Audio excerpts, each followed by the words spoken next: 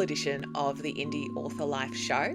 My name is MG Hunt, and today I am going to be giving you all a bit of an update into my own indie author life. So, as some of you are probably already aware, I am an indie author that writes elemental magic novels that are mostly young adult based. I do have a short story called Ilara and the Passing, which is in the new adult space, but my debut novel, Still Waters Run Deep, which is this shiny little glory here, is a YA fantasy novel centering around worlds of hidden elemental magic. So I'm coming to you all today with an episode just kind of giving you an update about what's been going on in my world, and in particular the exciting things that are happening behind the scenes, because I am moving swiftly along with getting ready to release my next novel, Darkness in the Flesh, the story of Gatira.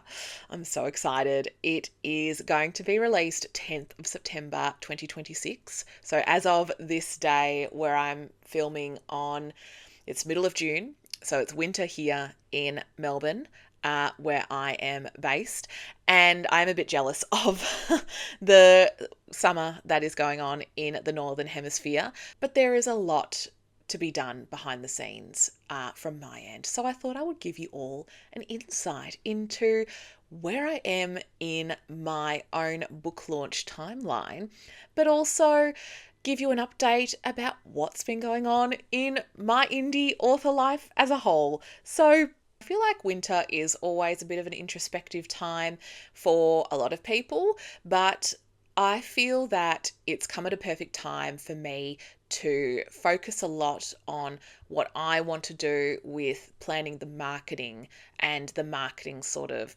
program, if you call it, for the release of Darkness in the Flesh.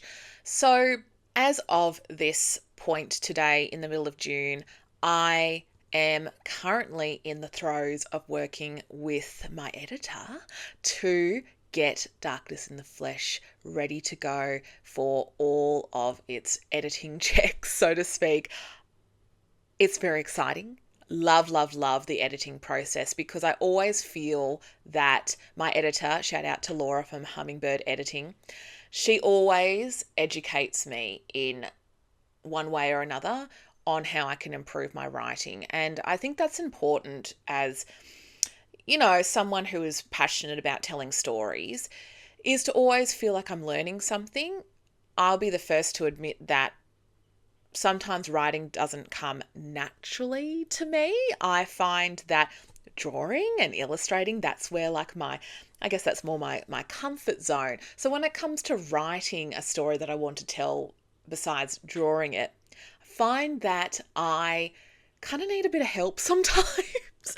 Look, it's not to say that I don't give it a go and give it my all, and I haven't had other opportunities to write at a tertiary level with doing my arts degree in sociology and all that stuff, but that's a different kind of writing. So one thing that I am thankful for with the editing process is learning, a little bit more about some ways to tighten up my grammar and even the dialogue tags in particular. I think I struggle with dialogue in particular with getting my writing out there. I'm, not ashamed to admit that I sometimes do struggle with sometimes the basic writing conventions in some ways. I think that there's no shame in admitting the parts of your writing process that you feel a little bit like need to be worked on a bit. I think that we're all human, and I think that every single author will have a certain part of writing that they feel like they struggle with.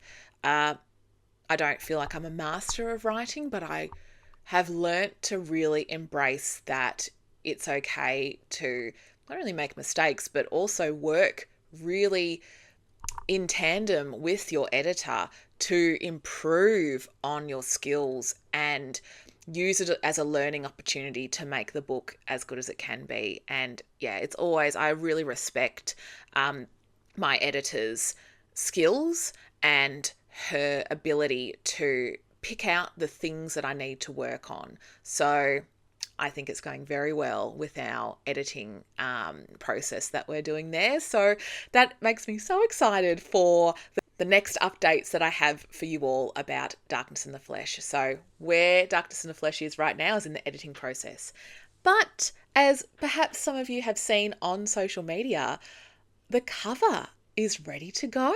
The cover has been made, and I actually made that cover, gosh, just trying to think now, a couple of months ago. So I kind of already had a vision for what I wanted the cover to be, which I'll put on the screen here if you'd like to have a look. But for people that are just listening, I'll describe it to you. So Darkness in the Flesh, the cover has similar font to Still Waters Run Deep, which I'll also just hold up here on this side. So Darkness in the Flesh and Still Waters Run Deep use the same font. So another, if you don't already know, I designed my own covers myself as I'm a graphic designer.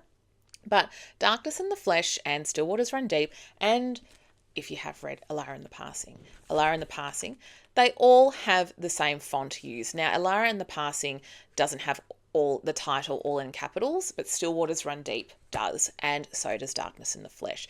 But you'll also see that the colours are a little bit different, of course. You know, you've got to differentiate them.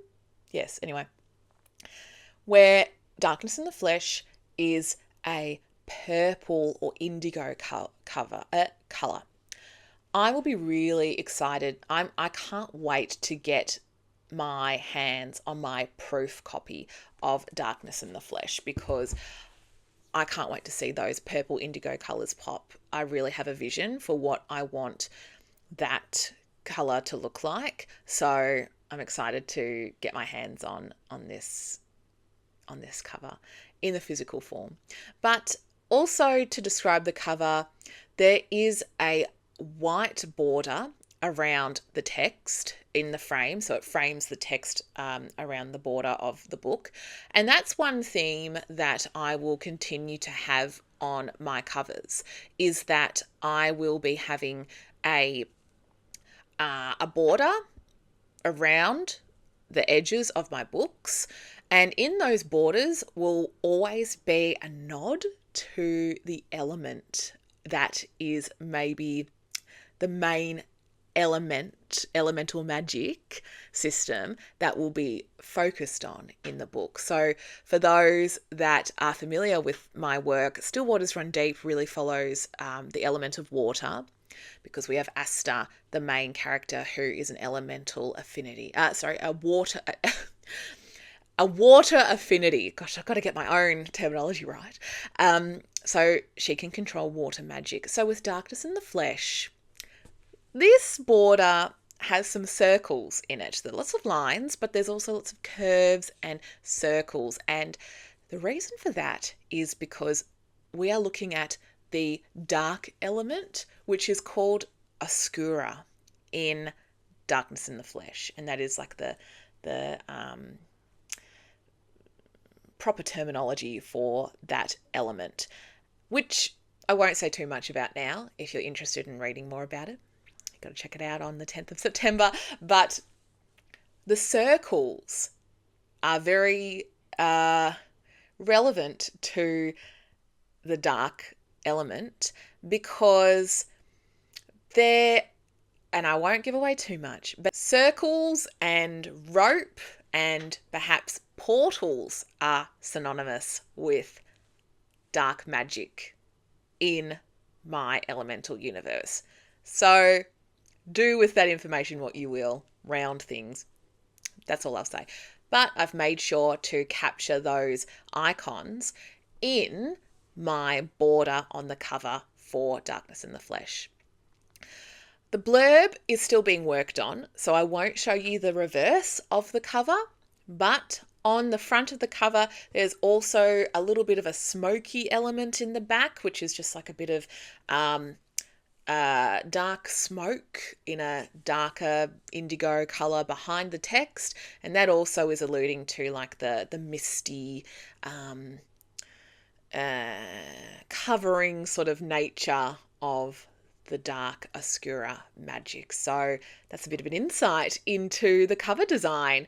I love designing covers. I used to find it quite intimidating to think about designing covers for my own books, but I've learned to just embrace it, because at the end of the day, no one will know my story as much as I do. So I should use the graphic design skills that I have to design something that I know wholeheartedly and in and out and everything like that. So that is where the cover is for Darkness in the Flesh.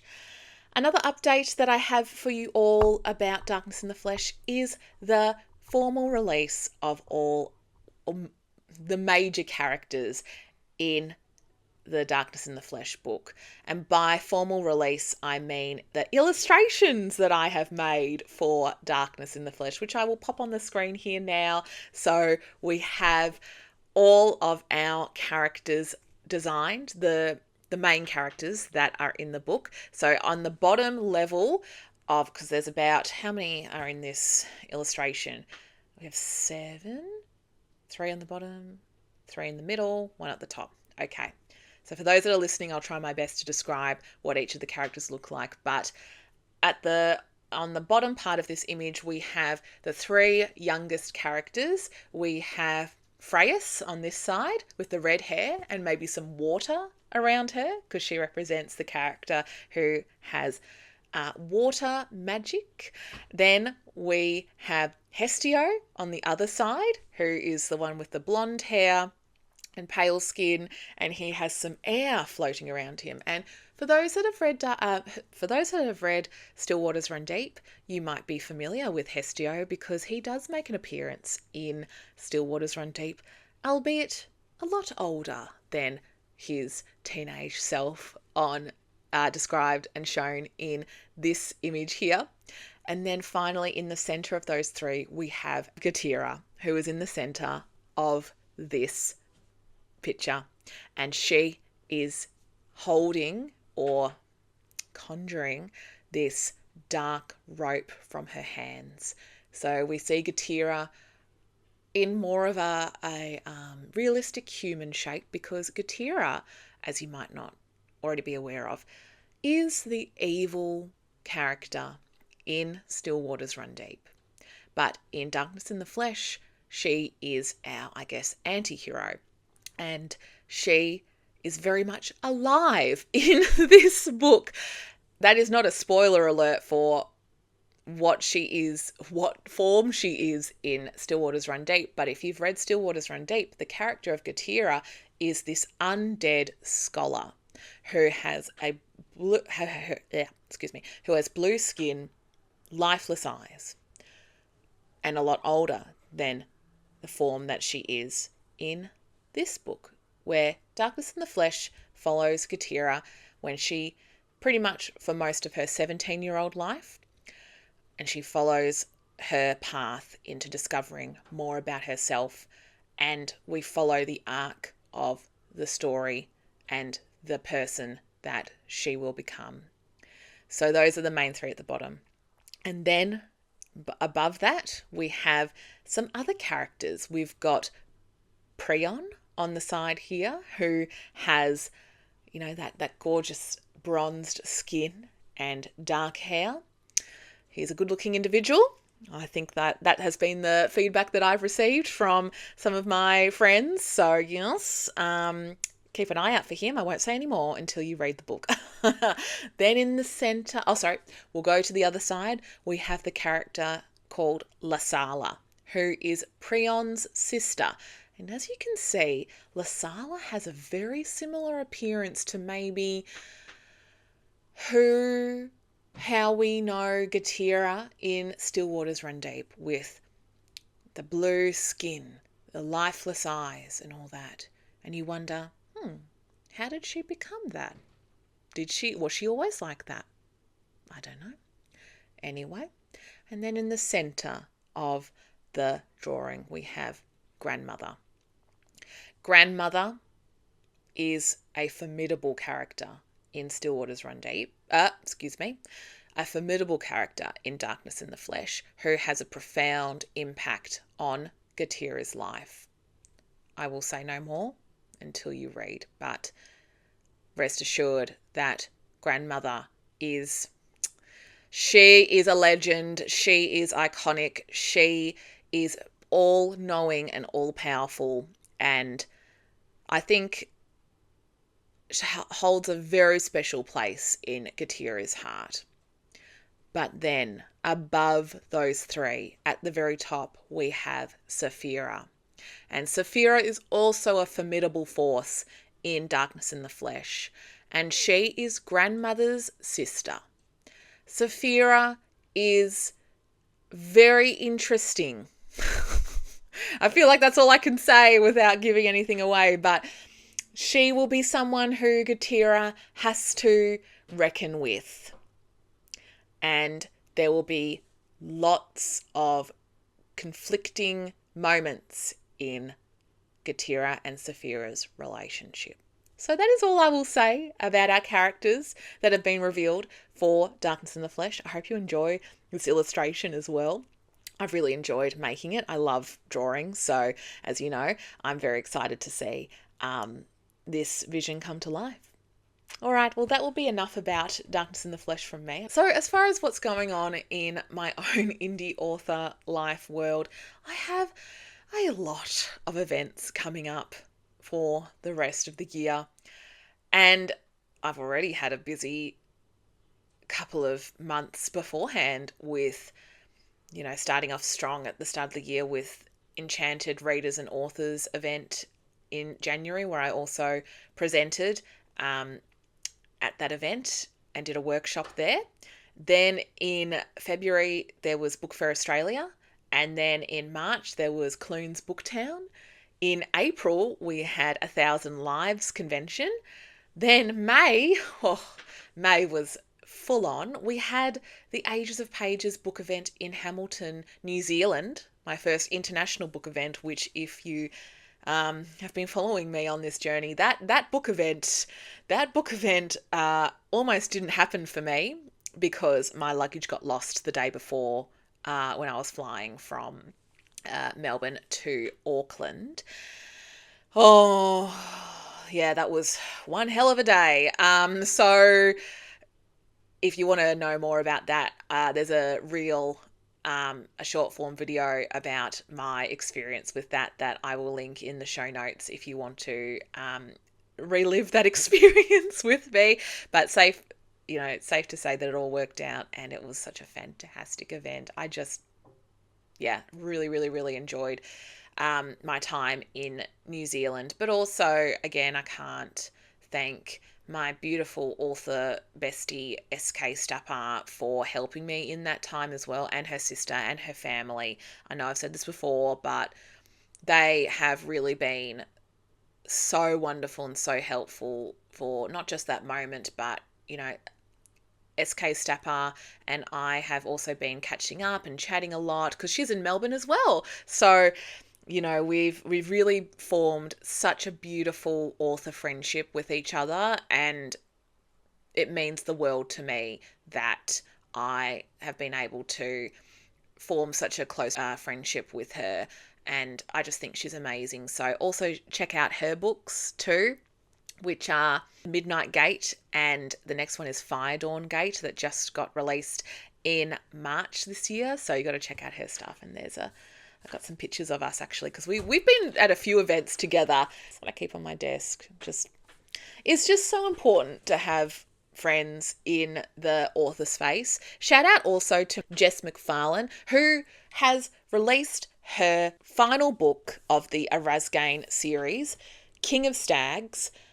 She's based in Benalla, Victoria. We actually shared a table together this year at Book Fair Australia, so you might have seen some content related with that. But I'm so excited for Jess with her latest release, King of Stags, the final book in the Erasgane series. So if you love the historical romance and Irish folklore, get onto this series. I love it. And she's actually working on a new project now, and I believe it's called Unaware, and it's a werewolf series. A series? It might just be one book. Correct me if I'm wrong, Jess. so sorry if I'm wrong with that. But I just also want to shout out all of the amazing people that have been in my circle when it comes to the author community and the author world. One thing that never ceases to amaze me is how people come together in this space to support each other, and the friendships that I've made and continue to make throughout my time in this author space just means so much to me. And the other beautiful authors that I met at my time in Adelaide in particular. Oh yeah, because that was another event that I went to as well in May. ARA 26. My goodness, that was one of my favourite events that I've done so far.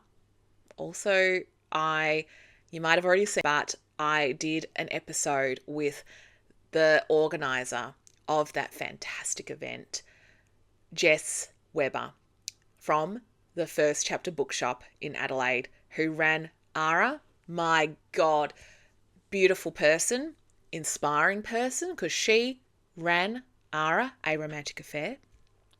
She is the one person running that show for an event that has so many authors. Just wonderful, absolutely wonderful person. So shout out to Jess Weber as well.